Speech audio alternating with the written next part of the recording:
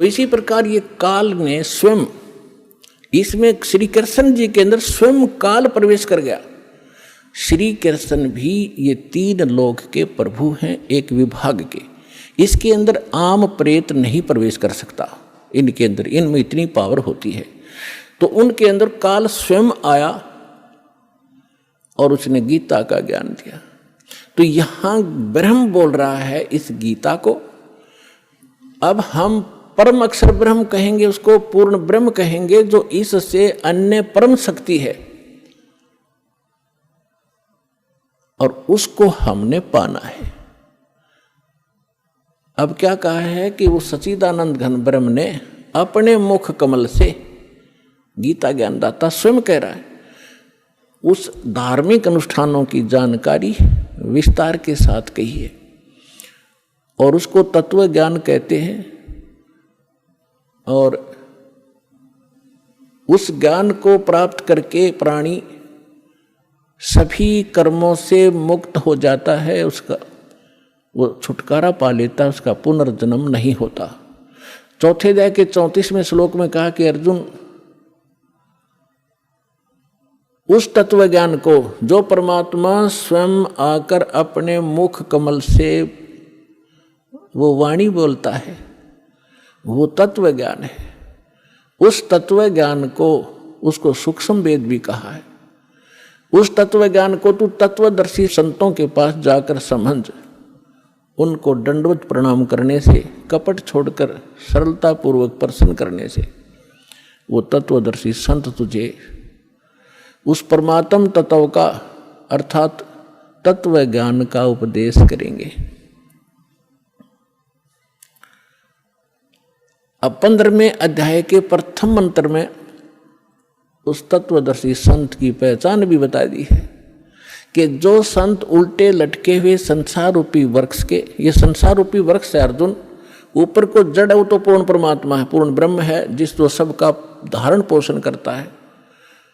15वें अध्याय के 1 से लेकर 4 श्लोक में और 16-17 श्लोक में 3 पुरुष, 3 भगवान, 3 ब्रह्म स्पष्ट किए हैं। सरपुरुष कहो, सरब्रह्म कहो, ये तो काल है।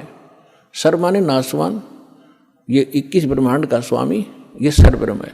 और दूसरा अक्षर ब्रह्म, अक्षर पुरुष कहो, चाहे प्रभु कहो, स्वामी कहो, राम कहो, ब्रह्म कहो, ये 7 शंख ब्रह्मांड का स्वामी है। इसकी आयु बहुत लंबी है, लेकिन इसकी भी मृत्यु है, इसलिए इसको भी अक्षर पुरुष कहा है। ये चिरस्थायी है। और फिर तीसरे नंबर का जो परमात्मा है, परम अक्षर ब्रह्म कहलाता है, वो बताया उत्तम पुरुष तु अन्य, जो 17वें श्लोक में कहा 15वें अध्याय के, उत्तम पुरुष तु अन्य परमात्मा इति उदाहरता है। ये लोग त्रयम् अविश्य विवर्ती अवैश्वर है, वो परमात्मा इन दोनों से अन्य है, जो 15वें अध्याय के 16वें श्लोक में सरपुरुष और अक्षर पुरुष कहे हैं। इनसे कोई अन्य है वो परमात्मा जो सबका धारण पोषण करता 3 लोकों में प्रवेश करके। तो 15वें अध्याय के प्रथम श्लोक में बताया कि ऊपर को जड़ और नीचे को शाखा वाला ये उल्टा लटका हुआ संसार रूपी पीपल का वृक्ष समझो, एक फॉर एग्जाम्पल दिया है। और जो संत इसके सभी विभाग बता दे, न्यारे न्यारे, भिन्न भिन्न, स वेदविद, वह वेद के तात्पर्य को जानने वाला है, वह वेद का ज्ञाता है, वो तत्वदर्शी संत है। तो पुण्यात्माओं, 600 वर्ष पहले परमात्मा स्वयं आए थे, जैसा उनका विधान है कि वो स्वयं आकर अपने मुख कमल से उस तत्व ज्ञान का प्रचार करते हैं, जो हमारे नकली धर्मगुरुओं ने, डुप्लीकेटों ने रिजेक्ट करके कूड़े की टोकरी में डाल रखा था, धानक जुलाहा कह के, उसकी वाणी झूठी कह के। आज दास को परमात्मा ने जोरी बनाया, उस लाल को परखा और उसको कूड़े की टोकरी से उठाकर आज सिद्ध कर दिया कि Kabir is God, Kabir is God, Kabir is complete God.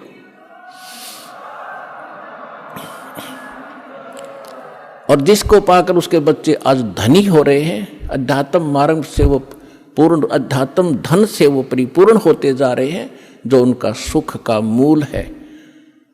और शास्त्र विरुद्ध साधना दुख की मूल होती है, जो आज तक हम सभी करते रहे।